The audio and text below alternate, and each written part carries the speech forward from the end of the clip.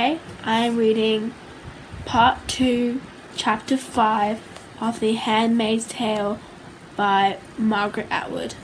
So let's get into it.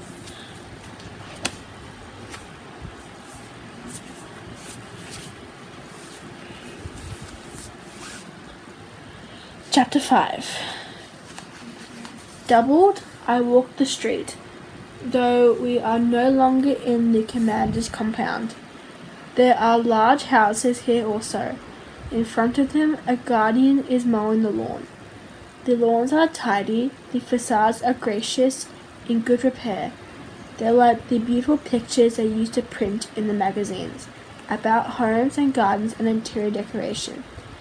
There is the same absence of people, the same air of being asleep. The street is almost like a museum, or a street in a motel down or a street in a model town constructed to show the way people used to live. As in those pictures, those museums, those model towns, there are no children. This is the heart of Gilead, where the war cannot intrude except on television. Where the edges are, we aren't sure. They vary according to the attacks and the counterattacks. But this is the center where nothing moves. The Republic of Gilead, said Aunt Lydia, knows no bounds. Gilead is within you. Doctors lived here once, lawyers, university professors. There are no lawyers anymore, and the university is closed. Luke and I used to walk together sometimes along these streets, and we used to talk about buying a house like one of these, an old big house, fixing it up. We would have a garden, swings for the children. We would have children, although we knew it wasn't too likely we could ever afford it. It was something to talk about, a game for Sundays. Such freedom now seems almost weightless. We turn the corner onto a main street, where there's more traffic. Cars go by, black, most of them. Some grey and brown. There are other women with baskets, some in red. Some in the dull green of the Marthas.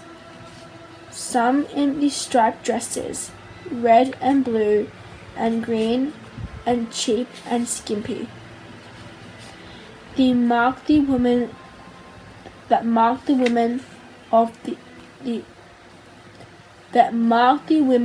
the poorer men. Equal wives they are called. These women are not divided into functions. They have to do everything if they can. Sometimes a woman is in black, a widow.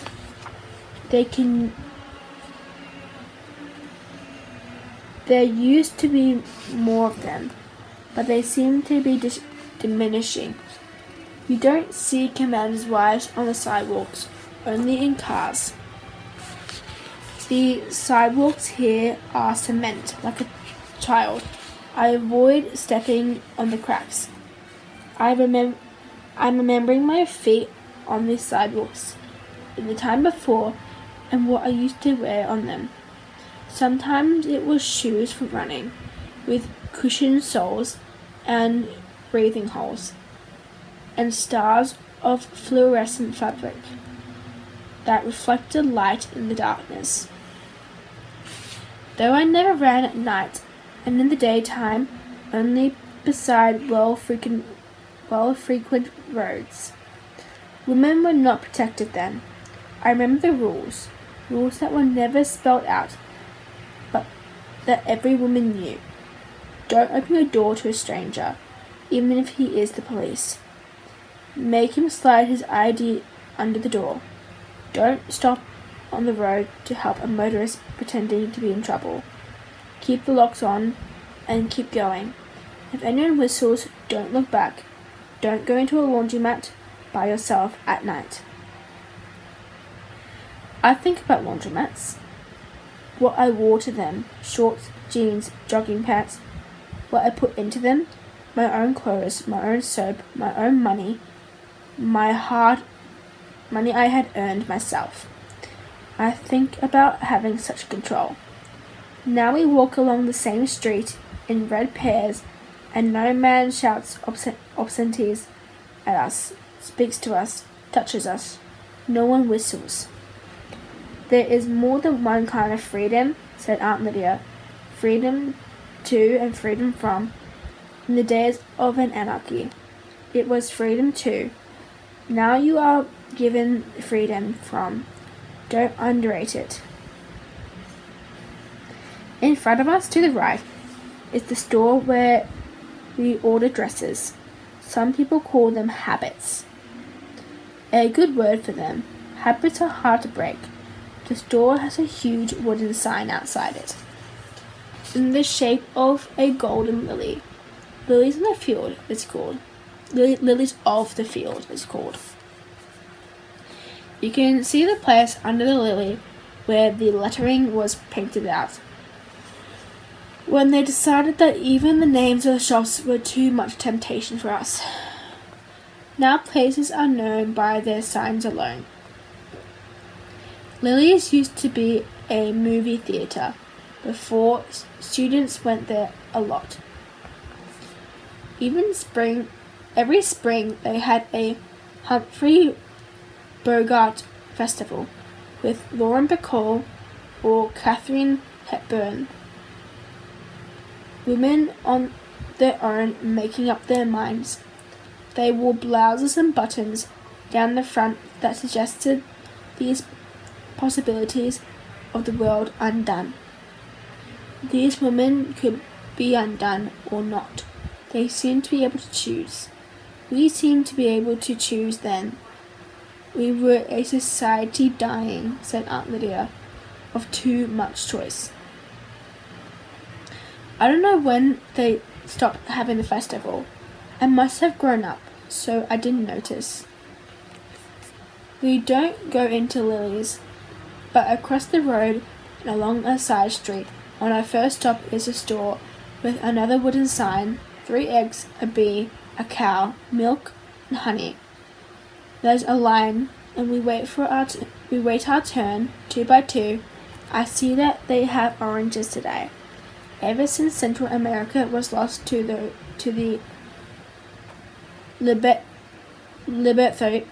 Libertios, oranges have been hard to get. Sometimes they are there, sometimes they are not. Sometimes not.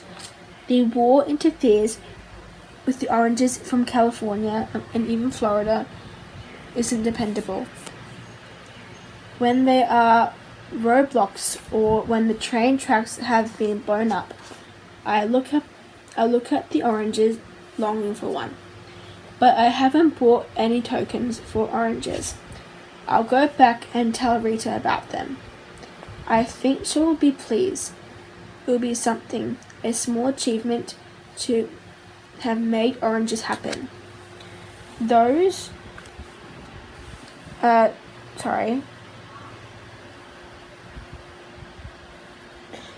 who've reached the counter hand their tokens across it. To the 2 men in the Guardian uniforms who stand on the other side. Nobody talks much, though there is a rustling, and the women's heads move furtively from side to side. Here, shopping, is where you might see someone you know, someone you've known in time before, or at the Red Center. Just to catch a face like that is an encouragement. If I could see Maria, just see her, how she still exists. It's hard to imagine now, having a friend. The off-Glen beside me isn't looking. Maybe she doesn't know anyone anymore. Maybe they have all vanished. The women she knew, or maybe she doesn't know want to, or maybe she doesn't want to be seen. She stands in silence, head down.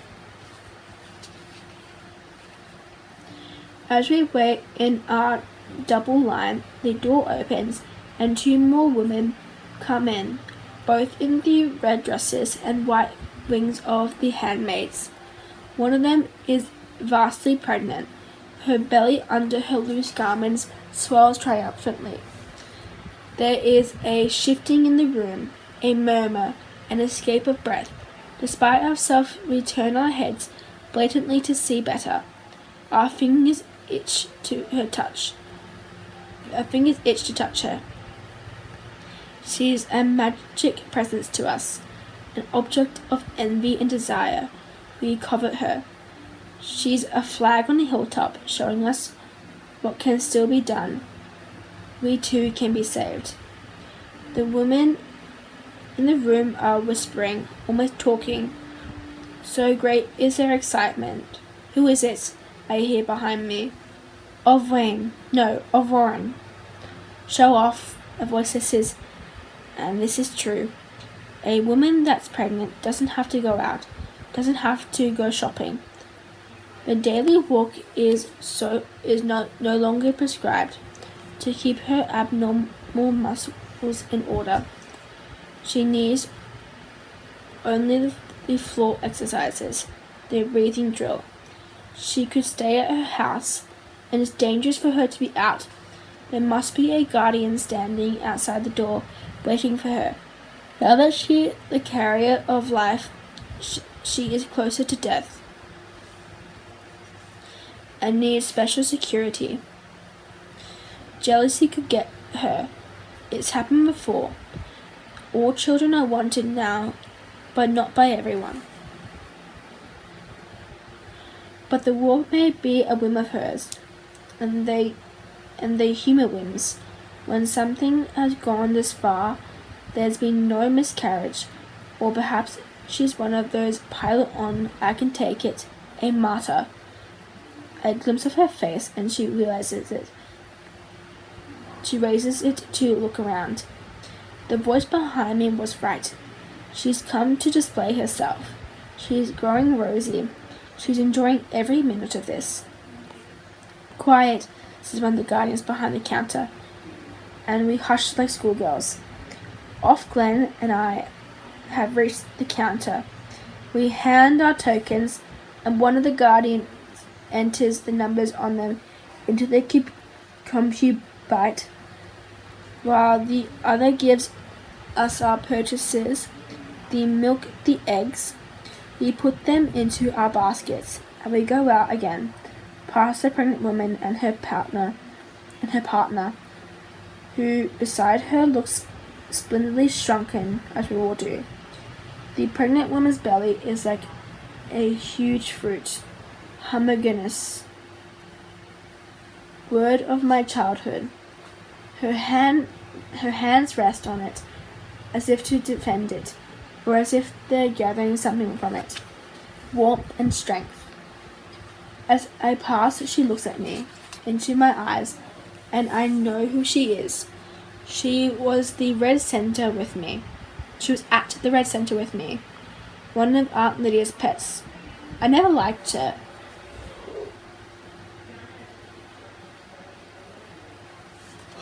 Her name is the same in the time before. Was Janie. Janie looks at me then, and around the corners of her mouth there is the trace of a smirk. She glances down to where my own belly lies flat under my red robe, and the wings cover her face. I can see only a little of her forehead and the pinkish tip of her nose. Next we go into all flesh, which is marked by a large wooden pork chop hanging from 2 chains. There isn't so much of a line here. Meat is expensive, and even the commanders don't have it every day. Offglen gets steak, though, and that's the second time this week. I'll get back to the Marthas. It's a kind of thing they enjoy hearing about. They are very interested in how other households are run, such as bits of petty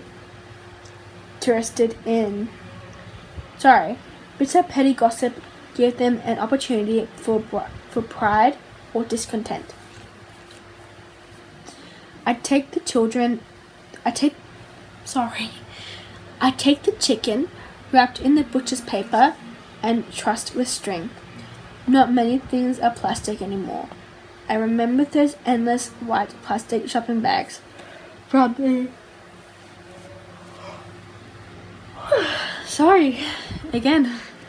supermarket. I hated to waste them. I would stuff them in under the sink until the day would come when there would be too many, and I would open the cupboard door and then it would bulge out, sliding over the floor. Luke used to complain about it. Periodically, he would take all the bags and throw them out. She could get one of those over her head, he'd say. You know how kids like to play. She never would, I'd say. She's too old, or too smart, or too lucky.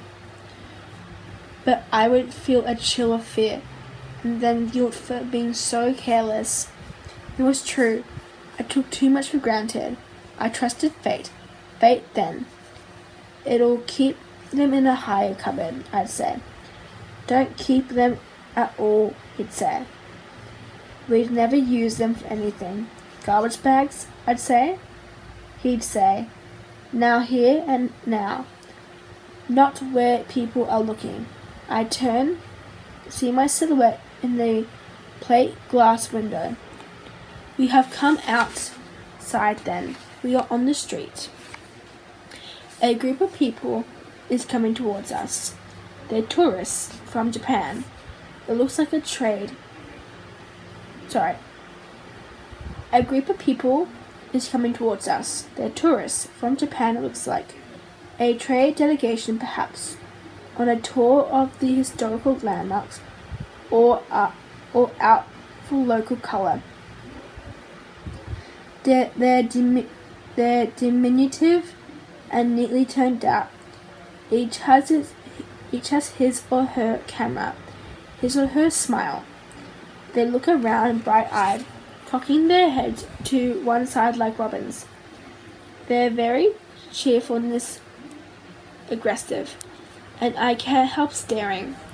It's been a long time since I've seen skirts that short on women. The skirts reach below the knee and the legs come out from beneath them. Nearly naked in their stockings, blatant the high-heeled shoes with their straps attached to feet, like delicate instruments of torture. The women teeter on their spiked feet as if on stilts, but off balance. Their backs arc at the waist, thrusting the buttocks out. Their heads are uncovered, and their hair is exposed in all its darkness and sexuality. They wear lipstick, red, outlining the damp cavities of their mouths, like scrawls on a washroom wall of the time before. I stop walking. Offred stops beside me, and I know that she cannot take her eyes off these women. We are fascinated, but also repelled. They seem undressed. It has taken too little time to change our minds about things like this. Then I think I used to dress like that. That was freedom. Westernized, they used to call it. The Japanese tourists came towards us, twittering, and we turned our heads away too late. Our faces have been seen. There's an interpreter in the standard blue suit and red pattern tie with the winged eye tie pin. He is the only one who steps forward out of the group, in front of us, blocking our way. The tourists bunch behind him. One of them raises the camera. "Excuse me," he says to the both of us, politely enough. "They're asking if we can take your picture." I look down at the sidewalk, shaking my head for no.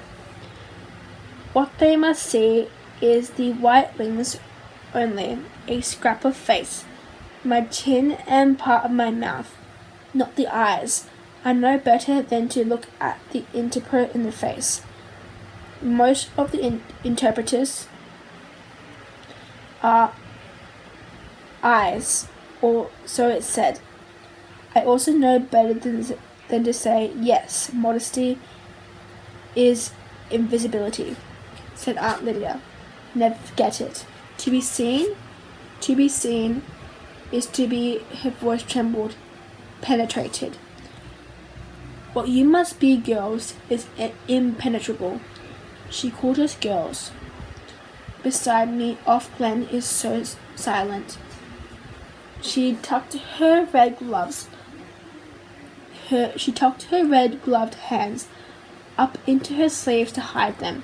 The interpreter turns back to the group, chatters at them in staccato.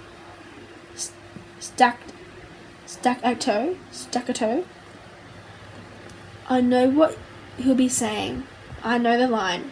He'll be telling them that women here have different customs, that to stare at them through the lens of a camera is for them an experience of violation. And looking down at the sidewalk memorized by women's feet, one of them is wearing open-toed sandals, the toes painted pink.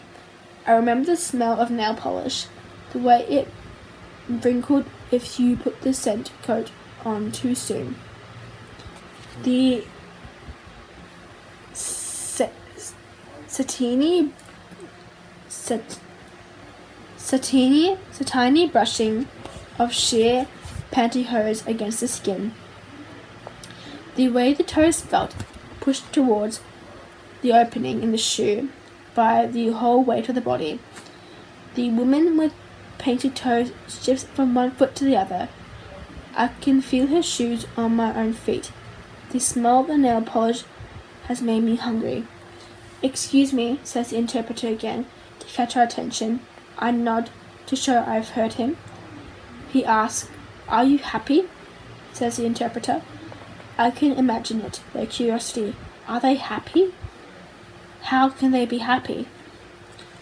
I can feel their bright black eyes on us, the way they lean a little forward to catch our answers, the women especially, but the men too. We are secret, forbidden, we excite them. Offred says nothing. There is a silence, but sometimes it's as dangerous not to speak. "Yes, we are very happy," I murmur. I have to say something. What else can I say? That was the end of Chapter 4, Part 2.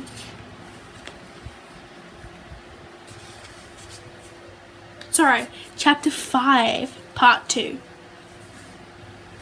I will see you for Part 2, Chapter 6. Bye.